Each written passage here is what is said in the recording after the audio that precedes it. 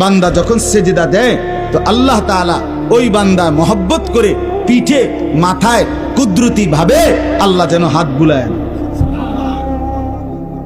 হাত বুলায়, আল্লাহ যেন মায়া করে, আদর করে। আনিস, আসছো না, আমাকে সেজদা দিলা, আচ্ছা উঠো, ইরফা রাসাক, তোলো, মাথা তোলো, বসো। তো বান্দা বসে। তো আল্লাহ তাআলা বলে, আচ্ছা তো আর কিছু বলবা? তো বান্দা বলে, আত্তাহিয়াতু লিল্লাহ ওয়াসসালাওয়াতু ওয়াত-তাইয়্যিবাত। আল্লাহ বলে, আচ্ছা আমার প্রশংসা করছো, ঠিক আছে, খুশি হলাম, আর কিছু? তো বান্দা এবার বলে, আল্লাহুম্মা সাল্লি আলা মুহাম্মদ ওয়া আলা আলি মুহাম্মদ, মানে পুরাটা আর কি। তো এবারে আল্লাহ বলে, মাশাআল্লাহ, আমার বন্ধুর প্রতি দুরূদ পড়লা, আমি তাতেও খুশি হলাম, আর কিছু বলবা? তো এবার বান্দা বলে, রব্বুল আলামিন, সেজদা দিয়ে আপনার কাছে আসলাম, আপনার প্রশংসা, আপনার বন্ধুর প্রশংসা করে আপনার খুশি অর্জন করলাম।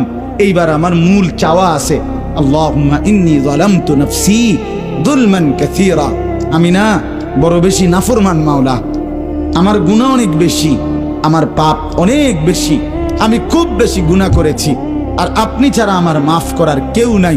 এখন আপনার এত কাছাকাছি হয়ে আমি আল্লাহ আপনার কাছে মাফ চাই, ফাগফিরলি মাগফিরাতাম মিন ইনদিক, আপনি আমারে মাফ করে দেন। খোদার কসম, রব্বুল আলামিন বলে, দরজায় দাঁড়িয়েও যদি কোনো দুনিয়ার কারো কাছে, কোনো ব্যক্তির দাতার কাছে, দুনিয়ার কোনো দানশীলের কাছে দুয়ারে দাঁড়িয়েও যদি কেউ হাত পাতে, সে তো তাকে ফিরায় দেয় না। আর আমি যার মাথায় হাত বুলাইলাম, মার পিঠে হাত বুলাইলাম, আমার এত কাছে আইনা বসাইলাম, তাকে আমি ফিরায় দেব কেন? যা তোকে মাফ করে দিলাম।